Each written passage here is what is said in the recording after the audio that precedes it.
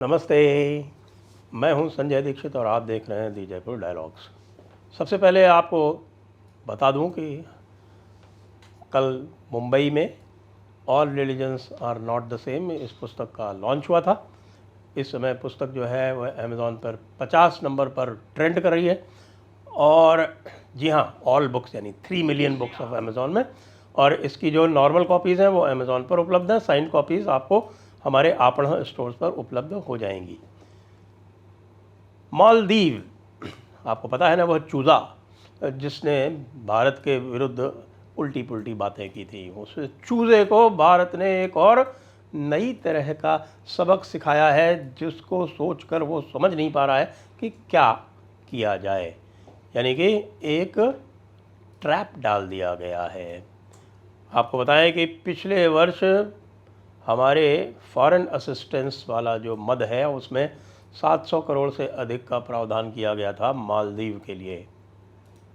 Add, तो add का मतलब ग्रांट नहीं होता है, उसमें लोन भी शामिल होता है। तो टोटल एड जो थी वो 770 करोड़, उसको घटा के कर दिया गया है 600 करोड़, यानी 22% का उसमें किया गया है रिडक्शन।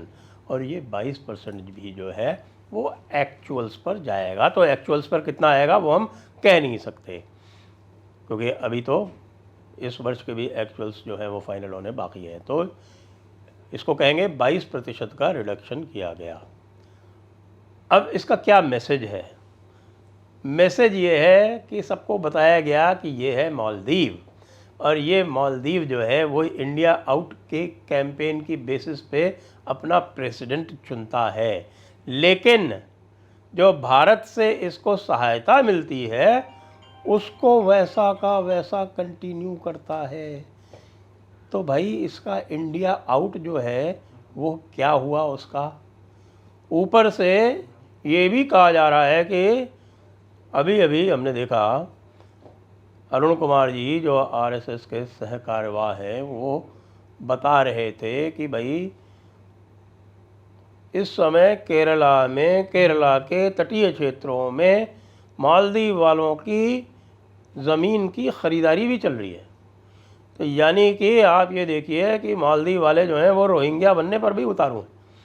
अब वैसे तो टोटल पॉपुलेशन 5 लाख ही है, लेकिन भाई तुमको यदि इंडिया से, भारत से इतना रोष है, इतना द्वेष है, तो भाई ये सब काम क्यों कर रहे हो?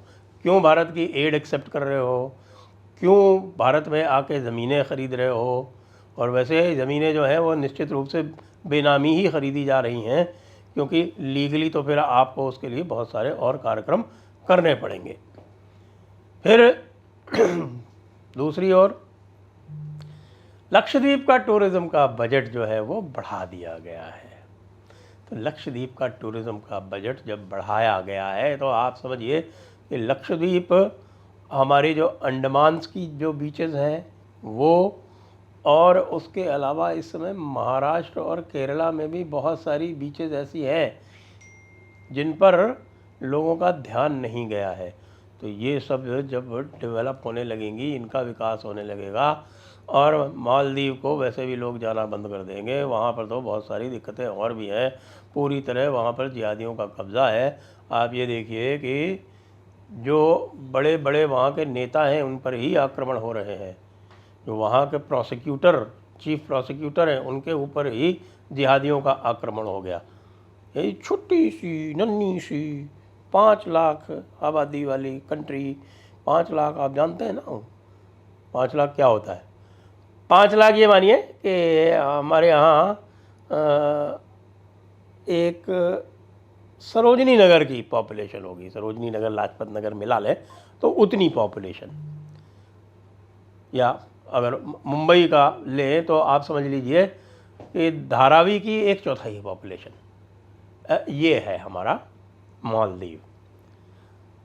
और एक और समस्या आ गई है वहाँ पर। वो कह रहे हैं कि मालदीव तो ख़त्म हो जाएगा अगले 30 वर्ष में, क्योंकि वो लगभग 1000 द्वीपों का समूह है, और वहाँ पर ग्लोबल वार्मिंग के कारण पे जो जल स्तर बढ़ रहा है तो वो जल स्तर उसको पूरी तरह से डुबो देगा।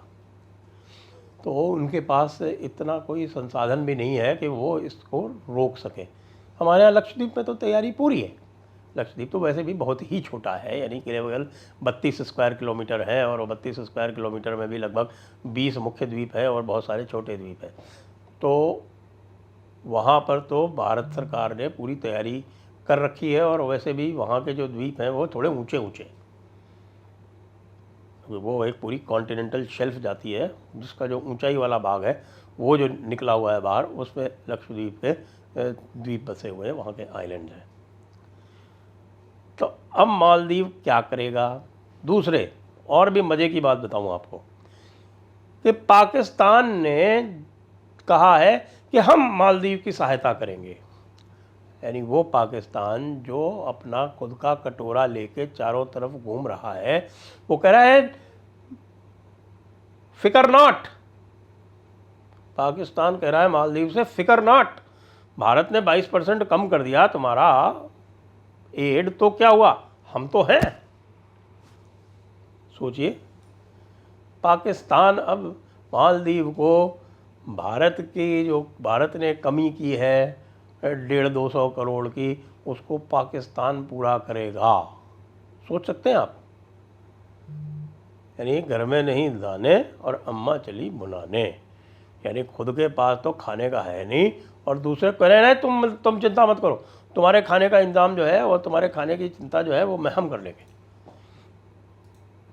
और मुज्जू का जो हाल है वो तो ये है कि वहाँ उसके इम्पीचमेंट की तैयारी पूरी हो गई है, सिर्फ इशारे का इंतज़ार है। जब भी इशारा मिलेगा, अब कहाँ से मिलेगा ये मैं नहीं कह सकता, कौन देगा उसको इशारा, लेकिन वहाँ का पूरा जो ऑपोजिशन है वो बहुत दुखी है, कष्ट में है। सारे ऑपोजिशन वाले जितने भी बड़े लोग हैं, जितने भी वहाँ इलेक्टेड हुए हैं, सबका धंधा टूरिज़्म से चलता है, और टूरिज़्म पूरी तरह से डाउन हो गया है। भारत से ही जो है कमी हो गई, लगभग 50% टूरिज़्म डाउन हो गया है ओवरऑल, और भारत से जाने वालों में 80% तक की कमी आ गई। सारे उनके रिजॉर्ट जो है वो खाली पड़े हुए हैं। वो खाली पड़े हुए हैं तो पैसा नहीं है, पैसा नहीं है तो बाकी और भी समस्या आएगी। भारत ने अपना राइस का एक्सपोर्ट भी बंद कर दिया है। आपको कतर वाला हिसाब किताब याद है ना, कि कतर को कैसे डाउन किया था बिना कुछ कहे। अब कह रहे हैं कि हाँ ठीक है, वो हम अपने जो सैनिक हैं वो हटा लेंगे। वैसे भी हमारे जो सैनिक हैं वहाँ पे वो कोई युद्ध वाले सैनिक नहीं हैं, वो केवल टेक्निकल लोग हैं। और वो टेक्निकल लोग रखे किस लिए गए हैं? उनको 2 डॉर्नियर एयरक्राफ्ट और 1 हेलीकॉप्टर ये भारत ने गिफ्ट में दिया था। अब गिफ्ट में दे तो दिया, अब मालदीव की कोई औकात नहीं थी कि वो स्वयं उसको ऑपरेट कर लेते या स्वयं उसको सर्विस कर लेते। अब भाई कोई एयरक्राफ्ट अगर उड़ता है, आप जानते हैं उनके लगभग 1000 द्वीप हैं, छोटे मोटे, वहाँ पर अधिकतर पे हेलीकॉप्टर की आवश्यकता पड़ती है, तो उनको वो सर्विस करने की भी उनकी औकात नहीं है। हेलीकॉप्टर की सर्विसिंग रिक्वायरमेंट्स हैं, एक बार चलेगा तो कुछ घंटे उड़ने के बाद में जैसे ही उतरेगा तो लगभग हर कुछ घंटों के बाद में उसकी सर्विसिंग की आवश्यकता होती, चेकिंग की आवश्यकता होती। उनके पास ऐसी कोई एक्सपर्टीज़ है नहीं। तो उसके लिए भारत ने 77 लोग रखे हुए थे, उसमें से 25-25 लोग जो थे वो डॉर्नियर एयरक्राफ्ट के लिए थे, 2 डॉर्नियर एयरक्राफ्ट के लिए थे, और बाकी जितने थे वो हेलीकॉप्टर के लिए थे। तो भारत ने कहा ठीक है, हम हटा लेंगे, कोई दिक्कत नहीं है। उसके बाद जो गिफ्ट दिया है उसको तुम ही चलाना, मैनेज करो, बुलाओ तुम्हारे पायलट्स, बुलाओ पायलट्स को हायर करो, जो स्टाफ है उसको हायर करो। अभी तक तो फ्री में सारा मामला चल रहा था, तो यही होगा जैसे अभी हुआ था, एक किस्सा वहाँ पर हुआ कि किसी द्वीप में किसी बच्चे की तबीयत ख़राब हो गई, लोगों ने तुरंत समन किया कि भाई वो भारत वाला हेलीकॉप्टर भेज दो, लेकिन उसके पहले मुज्जू ने ये कहा था कि भारत का हेलीकॉप्टर बिना मेरी परमिशन के बगैर यूज़ नहीं होगा, भारत वाला हेलीकॉप्टर। प्रॉपर्टी तो उनकी हो गई, हमने गिफ्ट दे दिया था उनको। तो मुज्जू ने जब ऑर्डर नहीं किया तो पता चला कि उस बच्चे की मौत हो गई, और उसको लेके बहुत अधिक गुस्सा है, वो भी इम्पीचमेंट में एक ग्राउंड बन गया है। तो मुज्जू के दिन तो कुछ ही दिन के हैं, लेकिन वहाँ दवाइयाँ महंगी हो गई हैं, चावल महंगा हो गया है, खाने पीने के लाले पड़ गए हैं। अब सुना है भारत कह रहा है कि भाई देखिए हमारी भी पेट्रोलियम की स्थिति जो है वो चुनाव आ रहे हैं, अभी हम आपको सप्लाई नहीं कर पाएंगे, आप ऐसा करें आप कृपया चाइना से मंगा लें या आप डायरेक्ट कहीं और से मंगा लें, हमारे पास अभी संसाधन नहीं है कि हम आपको दे पाएँ। तो अभी ये कुछ ही दिनों में मुज्जू जो है, देखिए मालदीव वालों से कोई ऐसी समस्या नहीं है, हालांकि मुज्जू को इलेक्ट उन्होंने ही किया है, वहाँ पर जिहादी जो हैं वो पर कैपिटा पूरी दुनिया में सबसे अधिक है, तो उन जिहादियों के कारण ही मुज्जू जो है इलेक्ट होके आया है। लेकिन अब मालदीव वालों को चूज़ करना है कि भाई उनको जिहादी चाहिए या भारत चाहिए। जिहादी चाहिए तो रहो, और जो जिस तरह से बद्दू रहते थे रेगिस्तान में तेल की खोज से पहले, उसी तरह तुम रहो। और ये जो आजकल वहाँ पार्लियामेंट में देखा मैंने कि सारे के सारे जो है वो सूटेड बूटेड टाई में घूम रहे हैं, वो छोड़ के और वो जो आपका केफिया वगैरह जो है कि अरब वाला, उसको पहन के घूमो, ये सब करके क्या कर रहे हो। मुज्जू की पूरी तरह से लगेगी और पूरी तरह से बजेगी अब बैंड। जय हिंद, जय भारत, वंदे मातरम।